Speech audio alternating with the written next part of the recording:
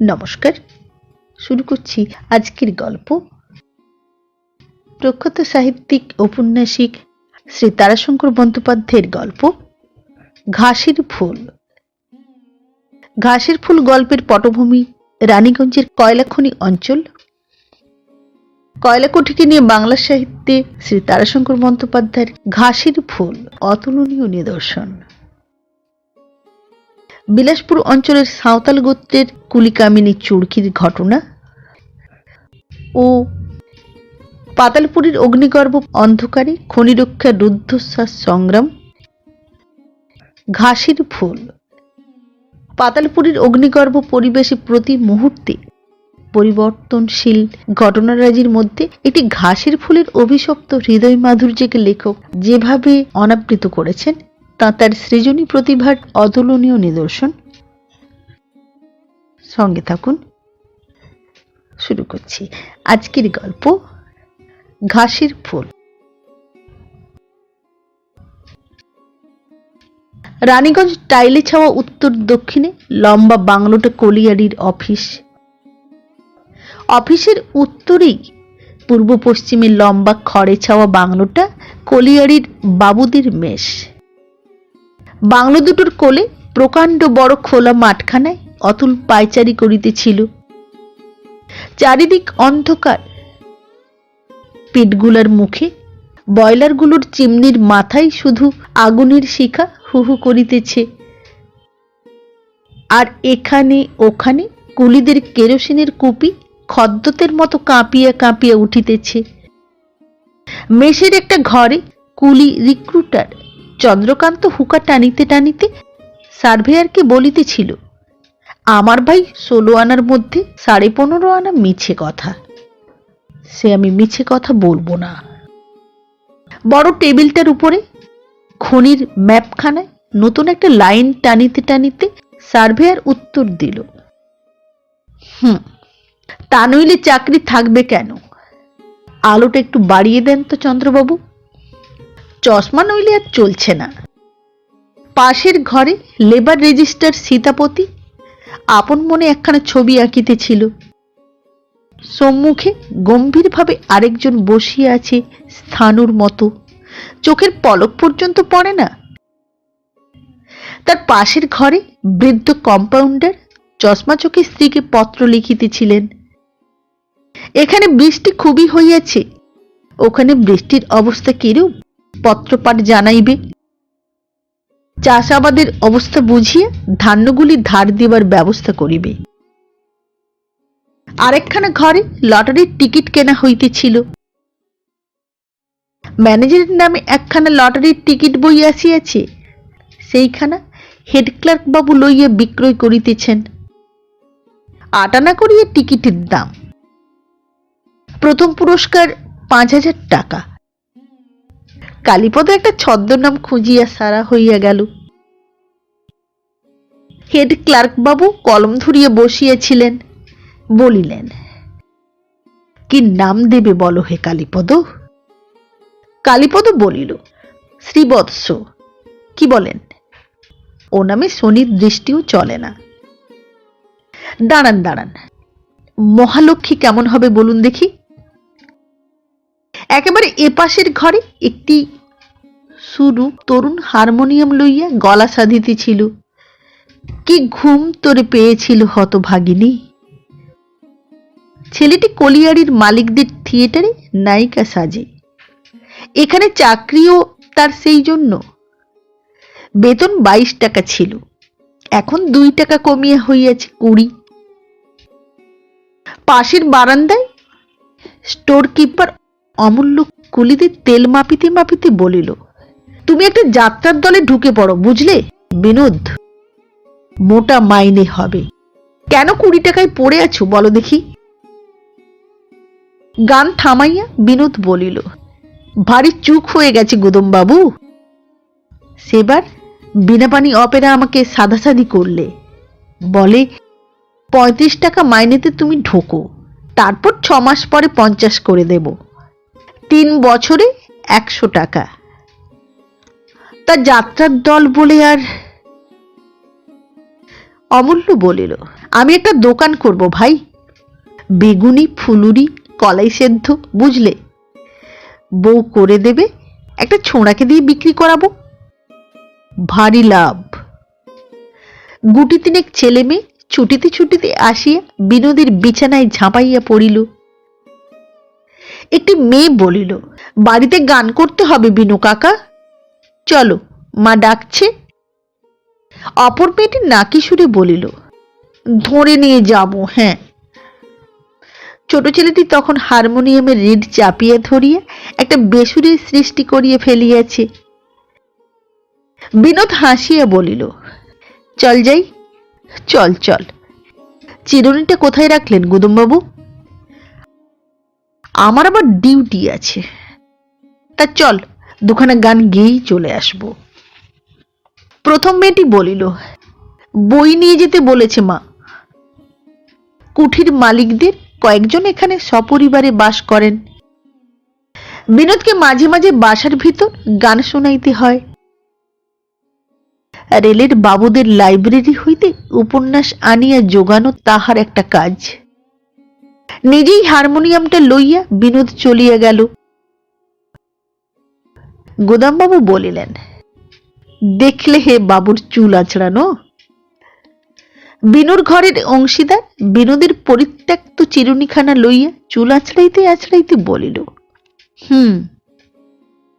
তারপর আয়নাখানায় নানা ভঙ্গিতে মুখ দেখিয়ে বলিল, বেশ আছে বাবা। আর থাকবে নাই বা কেন বলো? চেহারা ভালো, গলা ভালো। স্টোরবাবু ফিক করিয়া হাসিয়া বলিলেন, বই যোগায় সেটা বলো। কুলিকামিনী আর মেঝেনগুলোর দেখেছ? টাইমবাবু বলতে পাগল। অতুল ভাবিতেছিল, হেনরি ফোর্ড জীবন আরম্ভ করিয়াছিলেন কাঠের মিস্ত্রি রূপে। এডিসন নামে একটি ছেলে খবরের কাগজ বেচিত। অতুল এখানে আসিয়াছে 150 মাইল পায়ে হাঁটিয়া। পথে বর্ষার নদী তখন দুকুল পাথার।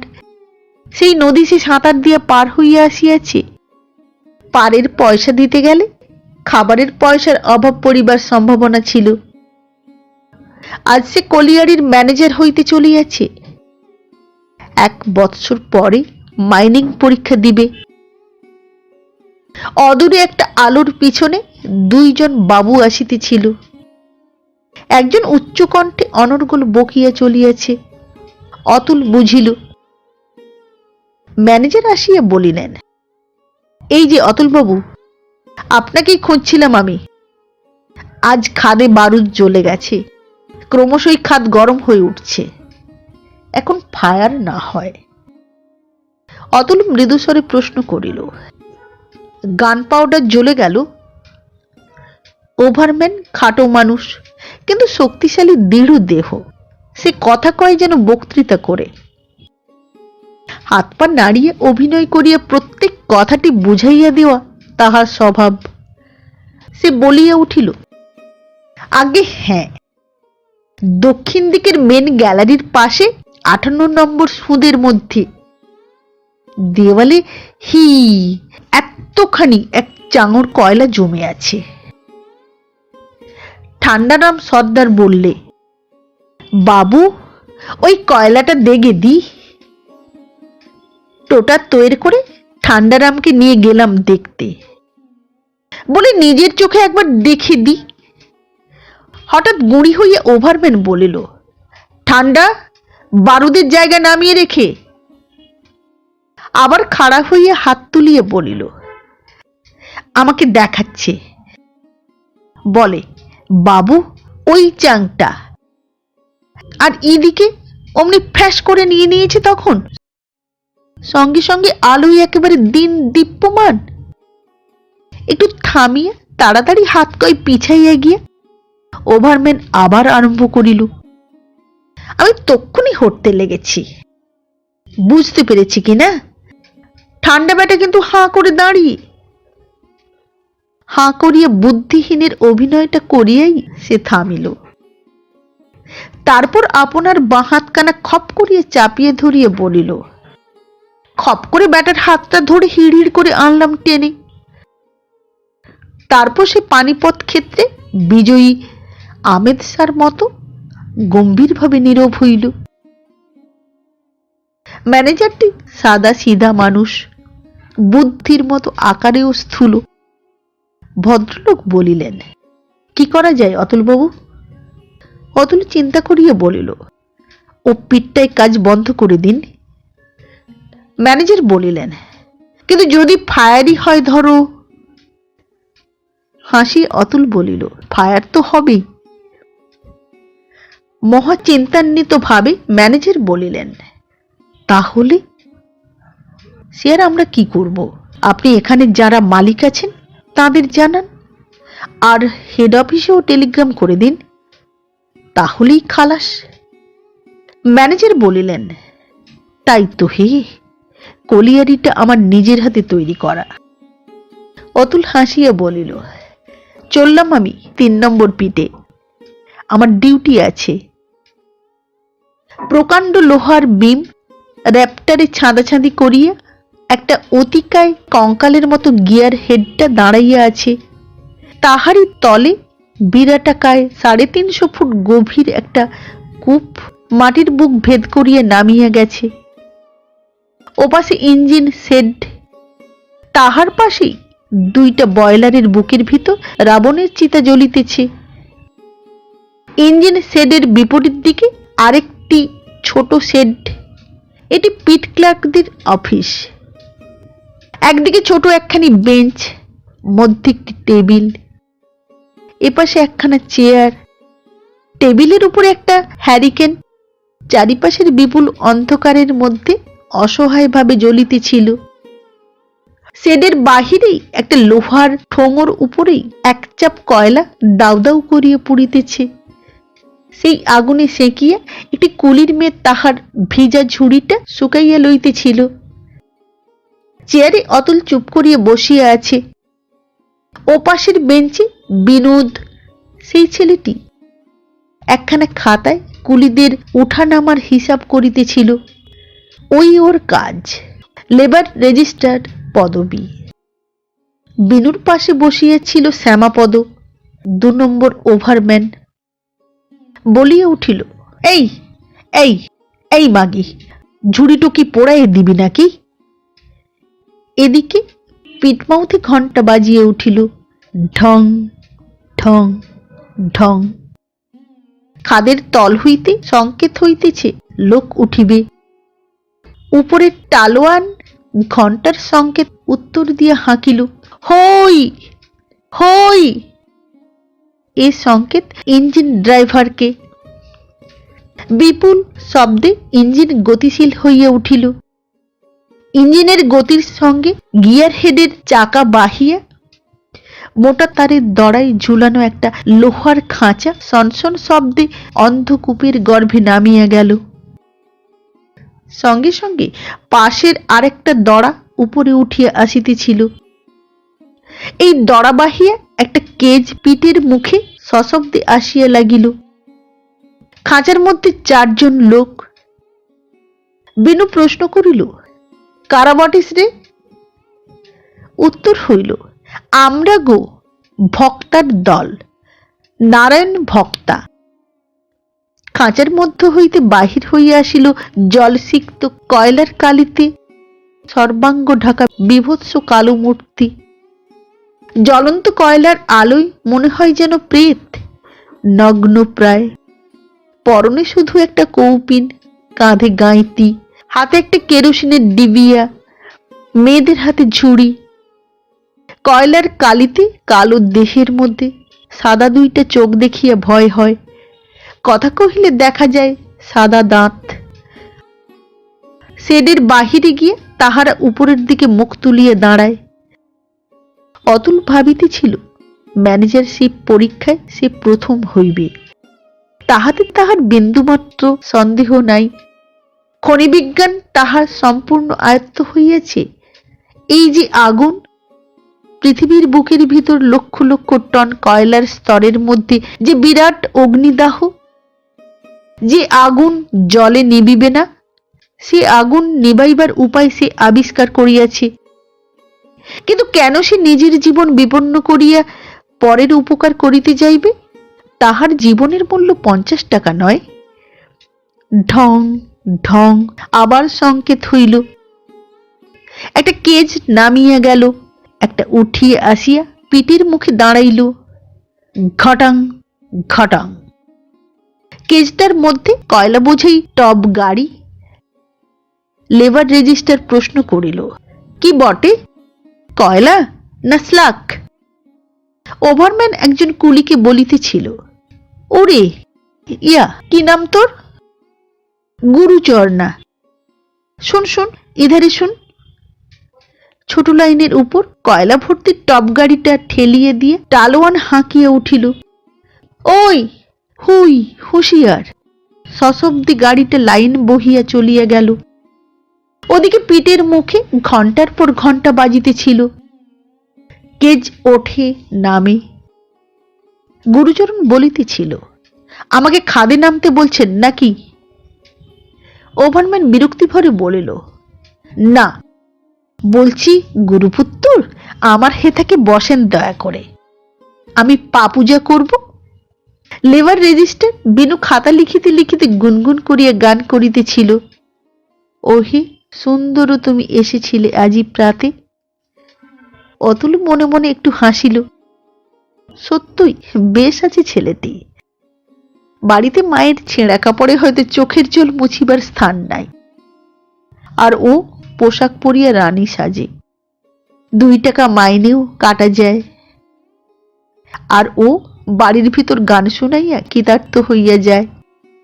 কয়লার হিসাব লিখিতেও গায়, সুন্দর তুমি। নিচে খাদের তলদেশ হইতে অন্ধকূপ বহিয়া অতি ক্ষীণ মানুষের সারা ভাসিয়া আসিল। ওভারম্যান বলিল, হাঁকা হাঁকা হাঁকা। পিটের মুখে টালোয়ান দুইজন একটু ঝুঁকিয়ে সাড়া দিল, ওই ওই।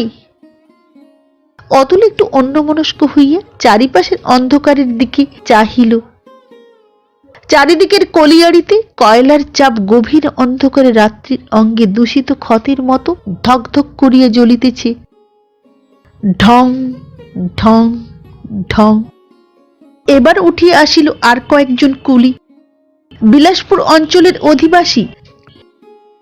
মেয়েদের অঙ্গে মোটা মোটা রূপার দস্তার গহনা, হাতের তাগা, গলায় হাঁসুলি, পায়ে বাঁক, নাকে বেসর, কানে মাকড়ি, 1 হাত কাঁসার চুড়ি, আবার খানিকটা বিরাম। ইঞ্জিন স্তব্ধ, কেজটা নিথরভাবে ঝুলিতেছে। শুধু বয়লারটা স্টিমের শক্তিতে কাঁপে।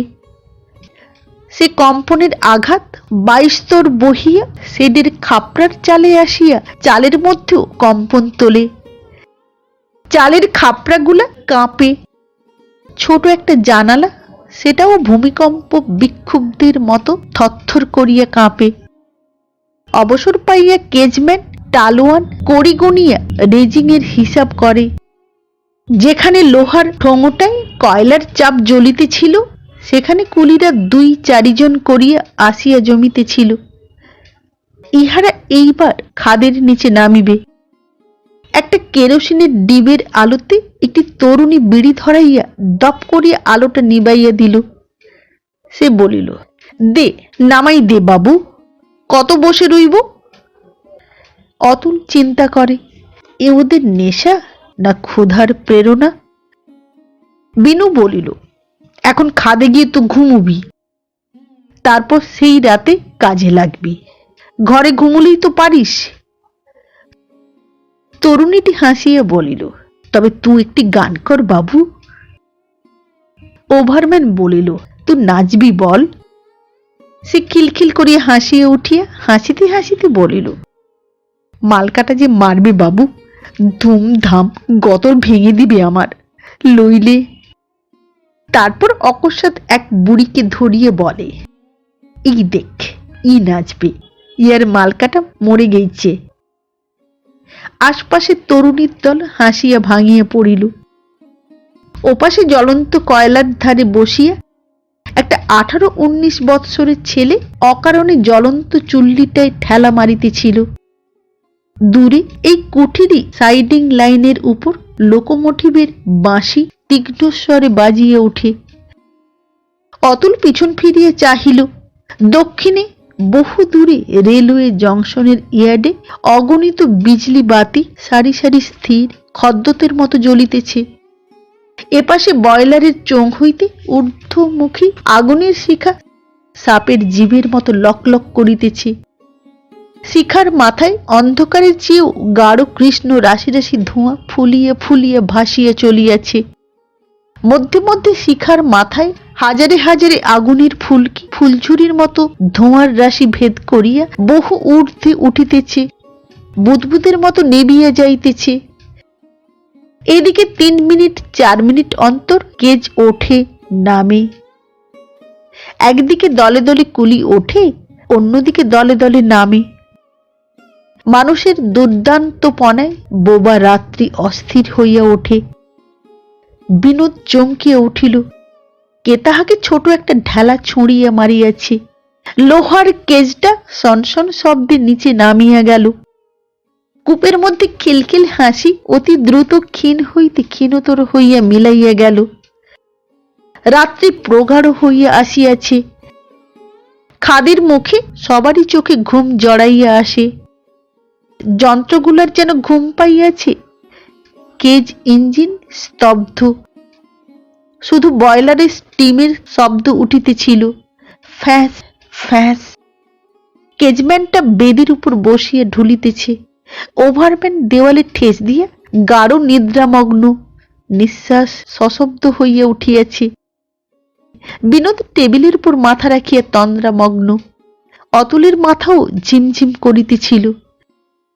হেনরি ফোর্ড কি এডিসনের নাম এখন মনের মধ্যে নাই। মনে পড়ে বাড়ির কথা। মাকে মনে পড়ে। ছুটি লইয়া বাড়ি যাইতে হইবে, ইচ্ছা হয়। অতুল একটা বিড়ি ধরাইল।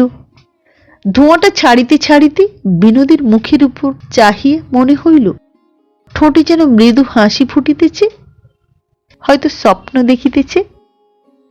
মেষের কোলাহল নীরব। ক্যাশিয়ার হয়তো স্বপ্নের ঘোরে ক্যাশ মিলাইতেছে। ম্যানেজার হয়তো আগুনের স্বপ্ন দেখিতেছে। কালীপদ হয়তো 5,000 টাকার প্রাইজটার খরচের বিলি ব্যবস্থা করিতেছে। ঢং ঢং ঢং সংকেতের ঘণ্টা বাজিয়া উঠিল। কলিয়াড়ির চৌকিদার এক চোখ কানা সোমরা হাঁক দিয়ে চলিয়াছে। হই হই হো ও হো। টালোয়ান বা কেজম্যান সজাগ হইয়া পিটের মুখে গিয়ে সংকেত করিয়া ইঞ্জিন ড্রাইভারকে হাঁকিল, ও হই হো। ইঞ্জিন চলিতে আরম্ভ করিল। ওভারম্যানেরও ঘুম ভাঙিয়াছিল। সে তন্দ্রারক্ত চোখে বলিল, চাকুরে আর কুকুরে সমান, চাকরি মানুষে করে। বিনোদ কখন সোজা হইয়া বসিয়াছে। সে মেষের নিস্তব্ধতার দিকে লক্ষ্য করিয়া বলিল, এতে বেশ ঘুমুচ্ছে নয়? কেহ কোনো উত্তর দিবার পূর্বেই সশব্দে কেজটা আসিয়া পিঠের মুখে আবদ্ধ হইয়া গেল। কেজ হইতে বাহির হইয়া আসিল পিট ক্লার্ক বাবু। সে বলিল, খাদের অবস্থা বড় খারাপ অতুল বাবু, বড় গরম হয়ে উঠেছে খাদ। অতুল বলিল, সে আর আমি কি করব, খাদে মাল কাটাটা টিকতে পারছে না। অতুল নির্বিকার ভাবে বলিল, ম্যানেজার বাবুকে খবর দিচ্ছি। ওদিকে কটা সুঁদে তো ধোঁয়ায় ভর্তি। আর উত্তাপ কি, ভেতরে কয়লাতে আগুন লেগেছে মনে হলো। অতুল বলিল, সেগুলো বাদ দিতে বলেছি। হ্যাঁ, সেগুলো বাদই আছে, কিন্তু ক্রমশ এগিয়ে আসছে মনে হচ্ছে যে একবার নিচে যেতে হবে মশায়। এসব তো আমার ডিউটি নয়। অতুল হাসিয়ে বলিল, বেশ, আমি নিচে যাচ্ছি। আপনি আর ওভারম্যান বাবু বরং ম্যানেজারকে সব জানিয়ে আসুন। টালোয়ান, ঘন্টা দাও নিচে। গ্যাস বাতিটা জ্বালিয়ে লইয়ে সে কেজের মধ্যে গিয়ে দাঁড়াইল। উপরের শব্দ পিছনে ফেলিয়া অতুল গহরের মধ্যে কেজটা সনসন শব্দে নিচে নামিয়ে চলিয়েছিল। পিঠের গাঁথুনি দ্রুত বেগে উঠিয়ে চলিয়েছে। মাথার মধ্যে কেমন একটা অনুভূতি বনবন করিয়া উঠিল। প্রথম দিনের কথা মনে করিয়া অতুল একটু হাসিল। এখন এই অনুভূতি তাহার অভ্যাস হইয়া গেছে। প্রথম তলার খাদটা পার হইয়া গেল। কোন সাঁওতালের মেয়ে ওই কেজে বসিয়ে গান গাহিতে গাহিতে উপরে উঠিয়া গেল। সে সুর ক্রমশ ক্ষীণ হইয়া আসিতেছে। ইঞ্জিনের শব্দ আর ভালো শোনা যায় না। দুই পাশে পিঠের গা বাহিয়া জল ঝরিতেছে। নিচের জল ঝরার শব্দ ক্রমশ স্ফুটতর হইয়া আসিল। কেজের গতি মন্দ হইয়া আসিয়া সশব্দে কেজটা এইবার থামিয়া গেল। উপরে পিঠের মুখে ও কেজটাও সঙ্গে সঙ্গে থামিল। বিনোদ স্তব্ধভাবে বসিয়াছিল। সে বলিল, উঠে এলি যে তুই? কেজ হইতে বাহির হইয়া আসিল সেই মেয়েটি। মেয়েটির নাম চুড়কি। চুড়কি বলিল, যে ধোঁয়া আর গরম খাদে পালাইয়ে এলাম। তারপর ফিক করিয়া হাসিয়া বলিল, তোর গান শুনতে এলাম। বিনোদ বিরক্তি ভরে বলিয়া উঠিল, ভাগ ভাগ এখান থেকে।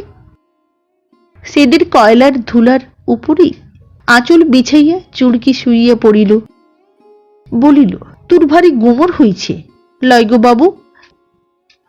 বিনোদ কোনো উত্তর দিল না। চুড়কি আপন মনেই বলিল, তোর চেয়ে আমি ভালো গান জানি, শুনবি? সম্মতির অপেক্ষা না রাখিয়া সে নিজের ভাষায় গান আরম্ভ করিয়া দিল। গান করিয়া সে নীরব হইল।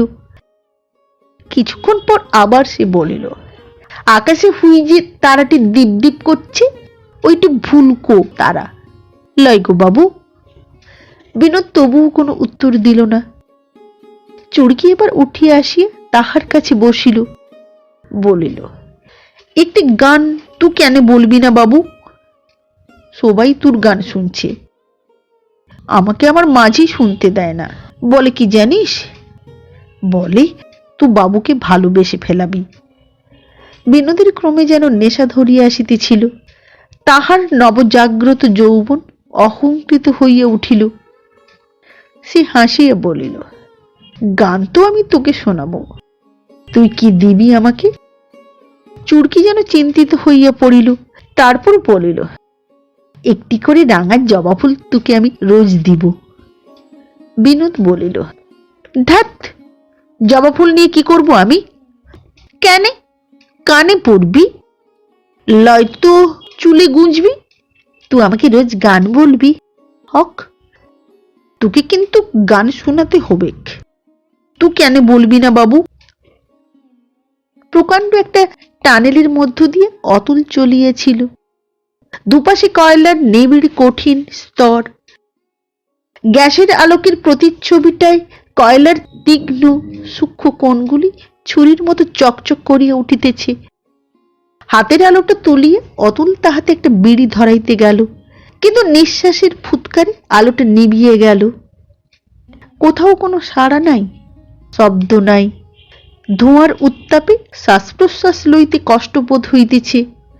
অদ্ভুত, বিচিত্র। পকেট হইতে দেশলাই বাহির করিয়া অতুল আবার আলোটা জ্বালিয়ে ফেলিল। টানেলটা একটু বাঁকিয়া গিয়েছে। বাঁকটা ফিরিয়ে দূরে ধোঁয়ার মধ্যে জ্বলন্ত অঙ্গারের মতো শিখাহীন কয়টা দীপ্তি দেখা গেল। মানুষের কথার আওয়াজও পাওয়া যাইতেছিল, কে আবার বাঁশিও বাজাইতেছে। টানেলের পাশে কুলিরা দিব্য শয্যা বিছাইয়া দিয়েছে। দুটি ছেলে আপন মনে বাঁশি বাজাইতেছিল। কতকগুলি মেয়ে গান করিতেছে। অতুল পশ্চিমের গ্যালারির দিকে মোড় ফিরিল। এই দিকেই আগুন। উত্তাপ ধোঁয়া ক্রমশ বাড়িয়া উঠিতেছে। অতুল দাঁড়াইল। তাহার জীবনের অনেক দাম। সে ফিরিয়া আসিয়া বলিল, তোরা সব পিঠের মুখের কাছে গিয়ে বস, ম্যানেজার এলে কাজে লাগবি। অবস্থা দেখিয়া মালিক মাথায় হাত দিয়ে বসিয়া পড়িলেন। ম্যানেজার ভাবিয়া আকুল হইয়া উঠিলেন। অতুল বলিল, আমি পারি। অবশ্য যে জায়গায় আগুন লেগেছে সেখানটা চিরদিনের মতো বাদ যাবে, কিন্তু বাকি খাদ নিরাপদ হবে। মালিক তাহার হাতে ধরিয়া বলিলেন, তাই করুন, যত খরচ হয় কোনো ভাবনা নাই। অতুল দ্বিধাহীন পরিষ্কারভাবে বলিল, কিন্তু কি স্বার্থে আমার জীবন বিপন্ন করে আপনার উপকার করব? আমার পারিশ্রমিক কি দেবেন বলুন? মালিক অবাক হইয়া গেলেন। তাহার মনে পড়িল কয় বৎসর পূর্বের ছিন্ন বাস উপবাস ক্লিষ্ট একটি ছেলের কথা। সেদিন তিনি দয়াপরবশ হইয়া তাহাকে একটি চাকরি দিয়েছিলেন। একটা দীর্ঘশ্বাস ফেলিয়া তিনি বলিলেন, এ কথাটা আপনার কাছ থেকে প্রত্যাশা করিনি অতুলবাবু। অতুল হাসিল, বলিল, বোধ হয় আপনি আমাকে আশ্রয় দিতে চাকরি দিয়েছিলেন, সেই কথা ভাবছেন। কিন্তু এই যে এতদিন আপনার এখানে রয়েছি, বিনা পরিশ্রমে কোনোদিন তো আপনার কাছে বেতন আমি নেইনি। আমি পরিশ্রম করেছি, তার পারিশ্রমিক আপনি দিয়েছেন। খাঁটি বিনিময়, দান নয়। আজ পর্যন্ত আমি আমার কর্তব্য এক বিন্দু অবহেলা করিনি। মালিক বলিলেন, কি চান আপনি? অতুল বলিল, একজন বড় মাইনিং ইঞ্জিনিয়ার জানি তো, তাই নেব আমি। অবশ্য আমার 50 টাকা বাদ দেবেন তা থেকে। মালিক রাজি হইলেন, বলিলেন, তাই পাবেন। অতুল বলিল, কন্ট্রাক্ট ঠিক বিধান মতে হওয়া দরকার। কাগজে কলমে একখানা চিঠি দিতে হবে আমাকে। তাও হইয়া গেল। অতুল বলিল, ফায়ার ব্রিক্স আর ফায়ার ক্লে দরকার। যে গ্যালারিগুলোতে আগুন হয়েছে ওগুলো বন্ধ করে দিতে চাই আমি। মালিক প্রশ্ন করিলেন, তাতে কি হবে? অতুল হাসিয়া বলিল, তাতেই আগুন নিববে স্যার, নইলে জলে খাদ ভর্তি করেও নিববে না। যেদিন জল মেরে কাজ আরম্ভ করবেন সেই দিনই আবার গ্যাস হতে শুরু করবে। ইঞ্জিনটা আজ নিস্তব্ধ, খাদ বন্ধ, শুধু স্টিমের শব্দের সঙ্গে পাম্পিং এর শব্দ উঠিতেছিল অলসভাবে। লরির শব্দে কলিয়ারিটা মুখরিত হইয়া উঠিল। লরিতে জিনিসপত্র আসিতেছিল। বিপুল উদ্যমে দ্রুত বেগে উদ্যোগ আয়োজন শেষ হইয়া গেল, কিন্তু কাজ আরম্ভ করিয়া গোল বাঁধিল। কুলিরা কেহ নামিতে চায় না। কুলি রিক্রুটার কুলিদের বড় প্রিয়। সে দুয়ারে দুয়ারে ফিরিয়ে আসিয়া বলিল, আগে কেউ নামতে চাইছে না, বলছে বিনা দমলিয়ে আমরা মরে যাব বাবু, আমরা লাড়ব। কতগুলো কুলি কাল রাত্রে ভয়ে পালিয়ে গিয়েছে। হাফ প্যান্টের পকেটে হাত দুইটা পুরিয়ে দিয়ে অতুল বলিল, 2 টাকা করে হাজরি দেব, 4 ঘন্টা কাজ, ফের আপনি গিয়ে বলুন। রিক্রুটার চলিয়া গেল। অতুল নিজেই ফায়ার ব্রিক্স বোঝাই একটা টপ গাড়ি পিঠ দিয়া ঠেলিতে ঠেলিতে বলিল, ইডিয়েট কোথাকার। টাকায় দুনিয়া কেনা যায়, মানুষ কি দুনিয়ার বাইরে? তারপর নিজেই ঘন্টার সংকেত করিয়া হাঁকিল, হই হই। ইঞ্জিন চলিতে লাগিল। মেষের ঘরে ঘরে বাবুদের ব্যস্ততার সীমা নাই। কার কখন ডাক পড়িবে কে জানে। কালীপদ লটারির টিকিটের নম্বরটা ভুলিয়া গিয়েছে। সার্ভেয়ার বাবু প্ল্যান খুলিয়া বসিয়া আছেন। কতদূর গ্যাস আগাইয়া আসিল, দাগের পর দাগ টানিতেছেন। বিনুর হারমোনিয়ামটা বন্ধ। কেরানি সীতাপতির ছবির খাতা বাক্সে বন্ধ হইয়া আছে। রঙের বাটিগুলা শুকাইয়া গেছে। স্টোর বাবু জিনিস জমা করিয়া আর খরচ লিখিয়া হাঁপাইয়া উঠিয়াছে।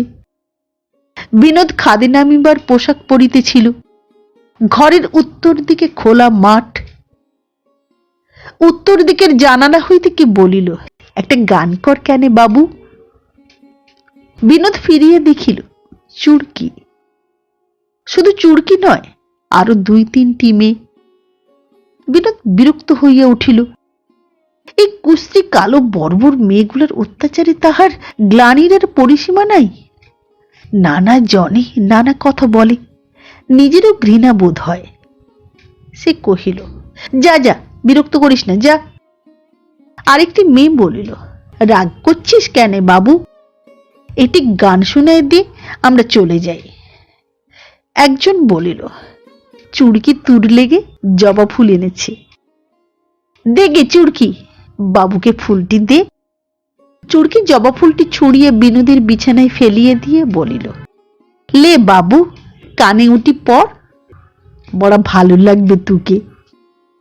বিনোদের ইচ্ছা করিল ফুলটাকে ছিঁড়িয়ে ছুঁড়িয়ে ফেলিয়ে দেয়, কিন্তু তাও সে পারিল না।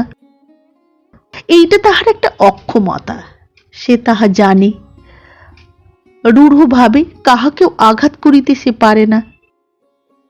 বিরক্ত হইয়া বিনোদ অনুরোধ করিয়া বলিল, পালা পালা বাবু, তোরা এখন পালা, জ্বালাস নে আমায়, খাদে যাব দেখছিস না।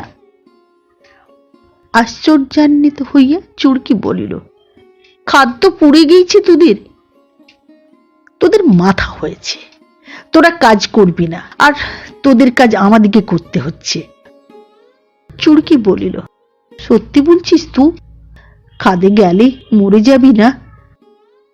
আপন মনেই হাসিয়া বিনোদ বলিল, আচ্ছা বোঙার জাত বটে বাবু, মরে কেন যাবি, এই আমি চললাম, আর তোদিকে 2 টাকা 3 টাকা করে হাজরি দেবে, আসবি তোরা? একটি মেয়ে বলিল, হ্যাঁ বাবু, সত্যি 3 টাকা করে দিবি তোরা, আর মরে যাব নাই? আরে না না না, কতবার বলবো তোদের বল। চুড়কি বলিল, তুই থাকবি তো বাবু খাদে? না, আমাদেরকে ফেলে দিয়ে পালায়ে আসবি। ভেলা বিপদ বাবা, ওরে পালিয়ে আসবার ঝুঁকি, চাকরি যাবে যে। নিজেদের ভাষায় কি সব বলা বলি করিয়ে চুড়কি বলিল, মাল কাটার দিকে বলি গো বাবু, তোকে কিন্তু গান শোনাতে হবে। তারপর সঙ্গীতের পানে চাহিয়ে বলিল, দেলাবো, অর্থাৎ চল চল। বর্বর কালো মেয়েগুলি নাচিতে নাচিতে ছুটিতে ছুটিতে চলিয়া গেল। কিছুক্ষণ পর কয়জন মাঝি আসিয়া প্রশ্ন করিল, সত্যি তোরা 3 টাকা করে দিবি? অতুল বলিল, তাই পাবি। হ্যাঁ বাবু, তোরা আমাদের সাথে রইবি তো? হাসিয়ে অতুল বলিল, তোদের পাশে আমি দাঁড়িয়ে থাকব, তাছাড়া রাজমিস্ত্রি থাকবে, অন্য বাবুরা থাকবে, তোরা একা থাকবি না। বেশ বাবু, তবে আমরা লাভব, মাঝির নামতে দিবি তো? অতুল জানিত এই মাঝিনদের ফেলিয়া ইহারা কোথাও যায় না, রাজসিংহাসন পাইলেও না। সে হাসিয়া বলিল, বেশ, তারাও নামবে। ম্যানেজার ক্ষীণভাবে প্রতিবাদ করিলেন, সে যে বেআইনি হবে অতুলবাবু। কেজে ব্রেকটা খুলিতে খুলিতে অতুল বলিল, নেসেসিটি হ্যাজ নো ল, আইন মানতে গেলে খাদ পুড়তে দিতে হবে। তারপর হাঁকিল, হই হই, ইটার গাড়ি লাও। অন্ধকার খাদের তলে মানুষের কর্মকোলাহলের আর বিরাম ছিল না। উপরেও তাই, খাদের মুখে খাজাঞ্চি বাক্স লইয়া বসিয়া আছে, সঙ্গে সঙ্গে কুলিদের বেতন মিটিয়া যাইতেছে। শেডের মধ্যে বসিয়া বুড়া ডাক্তার, গিয়ার হেডের চাকা 2টা অবিরাম ঘুরিতেছে। নিজে হইতে সংকেত আসিতেছে, লোক উঠিবে, ঢং ঢং ঢং ঢং ঢং ঢং। টালওয়ান ইঞ্জিন ড্রাইভারকে সংকেত করিল, হই হই। মিনিট 2 পরেই বিপুল শব্দ করি কেজটা উপরে আসিয়া লাগিল। একজন বাবু, একটি কুলি ও একজন কামিনকে লইয়া নামিল। মেয়েটির বুকে ব্যথা ধরিয়া শ্বাস লইতে কষ্ট হইতেছে। অক্সিজেন সিলিন্ডারের চাবি আলগা করিয়ে দিয়ে টিউবটা মেয়েটির নাকের কাছে ডাক্তার ধরিয়া বলিল, ভয় নাই। নিচে হইতে আবার সংকেত আসিল, ঢং ঢং ঢং। আবার লোক উঠিয়া আসিয়া বলিল, মাটির গাড়ি জলদি চালাও। মাটির গাড়ি লইয়া কেজ নামিল। খাজাঞ্চি হিসাব করিতেছিল, 3 দুগুণে 6। এইলে মাঝি, 2 টাকা হাজরি তোদের। খাদের নিচে লাইন ধরিয়া মাটি বোঝাই টপ গাড়িটা চলিতেছিল ধীরে ধীরে। একজন আসিয়া ঠেলিয়া সেটার গতি দ্রুত করিবার চেষ্টা করিল। আরো ভিতরে যেখানটায় আগুন লাগিয়েছে সেখানে গ্যালারির মুখে মুখে গাঁথনি উঠিতেছিল। 20-25 মিনিট অন্তর লোকে স্থান পরিবর্তন করিতেছে। গ্যাসে শ্বাসরুদ্ধ হইয়া আসিতেছিল। বিবর্ণ পাংশু মানুষগুলি টলিতে টলিতে অক্সিজেন সিলিন্ডারের ফ্যানেলের মুখে আসিয়া দাঁড়াইতেছিল। অতুলের পিঠে ডুবুরিদের মতো ছোট একটা অক্সিজেন সিলিন্ডার বাঁধা। তাহার 2টা নল নাকের কাছে শ্বাস প্রশ্বাসে সাহায্য করিতেছে। সে অনবরত ঘুরিয়া ঘুরিয়া গ্যালারির মুখে মুখে ফিরিতেছিল। সে বলিল, জলদি জলদি, আর মাত্র 3টে গ্যালারি। চালাও ভাই, চালাও, দেরি হলে সব নষ্ট হবে। গ্যাস সব ওই গ্যালারি দিয়ে বেরোতে আরম্ভ করবে। বিনোদ একটা গ্যালারির মুখে দাঁড়াইয়াছিল। চুড়কি বহিতেছিল কাদা। তাহার মাঝি ইট যোগান দিতেছিল। কাদার পাত্রটা ফেলিয়ে দিয়ে চুড়কি বলিল, লাড়বো আর আমি। সে হাঁপাইতেছিল। বিনোদ বলিল, যা যা, ওইখানে যা, বাতাস নিয়ে আয়। हट जाओ, ইটাকে গাড়ি যাতা হ্যাঁ। বিনোদ সরিয়ে দাঁড়াইল। হড়হড় শব্দে গাড়িখানে চলিয়া গেল। কাদা, ফায়ার ক্লে। ওপাশ হইতে কি হাঁকিল, আদমি গির গিয়া হিয়া, জলদি লে যাও। অতুল দ্রুতবেগে বিনোদের পাশ দিয়ে যাইতে যাইতে বলিতেছিল, আর দুটো গ্যালারি। ধোঁয়ার পরিমাণ যেন বৃদ্ধি পাইতেছে। বিনোদের কষ্ট হইতেছিল। সে একটু সরিয়ে আসিয়া 25 নম্বর গ্যালারির মুখে দাঁড়াইল। স্থানটি অপেক্ষাকৃত নির্জন। ওদিকে 28 নম্বরে কাজ চলিতেছে। 27 নম্বর বন্ধ হইলেই যুদ্ধের শেষ হয়। ধরণী গর্ভে আগুন শ্বাসরুদ্ধ হইয়া মরিয়া যাইবে। কে তাহার চোখ চাপিয়া ধরিল। বিনোদ এক ঝটকায় তাহাকে ফেলিয়ে দিয়ে আপনাকে মুক্ত করিয়া লইল। ক্রোধের আর তাহার সীমা ছিল না। চুড়কি পড়িয়ে গিয়েও খিলখিল করিয়া হাসিয়া উঠিল। জুতার ডগায় চুড়কির মুখে একটা ঠোক্কর মারিয়া বিনোদ বলিল, লাথি মেরে তোর মুখ ভেঙে দেব আমি। চুড়কি ফোঁপাইয়া কাঁদিয়া উঠিল। তাড়াতাড়ি বিনোদ সেখান হইতে পলাইয়া গেল। যাইতে যাইতে সে আবার ফিরিয়া চাহিল। ধোঁয়ার বাষ্পে ভালো করিয়া দেখা গেল না, কিন্তু অস্ফুট কান্নার শব্দ সে যেন তখনও শুনিতে পাইতেছিল। বিনোদ ফিরিল, ডাকিল, চুড়কি, এই চুড়কি, কাজে যা, উঠে যা। না, আমি যাব না। তুই কেন আমাকে লাথায় মেলি? ওদিক হইতে হড়হড় শব্দে টপ গাড়ি আসিতেছিল। যে ঠেলিয়া আনিতেছিল সে হাঁকিল, হই হই, হট যাও। বিনোদের আর সাহস হইল না। সে পলাইয়া আসিল। সিলিন্ডারের মুখে অক্সিজেন লইবার অছিলায় পিটের মুখে সে দাঁড়াইয়া রহিল। হুড় হুড় শব্দে টপ গাড়ি যন্ত্রপাতি ফিরিয়া আসিতেছে। কাজ বোধহয় শেষ হইয়া আসিয়াছে। কয়জনে কাহাকে ধরাধরি করিয়া লইয়া আসিল। ঘন্টি মারো, টলওয়ান, ঘন্টি মারো, জলদি ঘন্টি মারো, 5 আদমি গির গিয়া। পিছনে পিছনে আবার একজন আসিল। বিনোদ প্রশ্ন করিল, কি ব্যাপার কি হে? আর কি, গ্যাস একদিক দিয়ে জোর ধরেছে। 27 নম্বর আর বন্ধ হলো না, পিছিয়ে আসতে হলো। ক নম্বর পর্যন্ত পেছুতে হলো? সনসন শব্দে কেজটা উঠিয়া গেল। উত্তর আর শোনা গেল না। বিনোদ দ্রুতপদে খাদের মধ্যে আগাইয়া গেল। বন্ধ হইতেছিল 15 নম্বরের মুখ। অতুল কাহাকে বলিতেছিল, উপায় নাই, 12টা গ্যালারি ছেড়ে দিতে হলো। বিনোদ চিৎকার করিয়া উঠিল, ভাঙো, গাঁথনি ভাঙো, ভেতরে লোক, গাঁথনি ভাঙো। তাহার মুখটা চাপিয়ে ধরিয়ে অতুল বলিল, গেট আউট।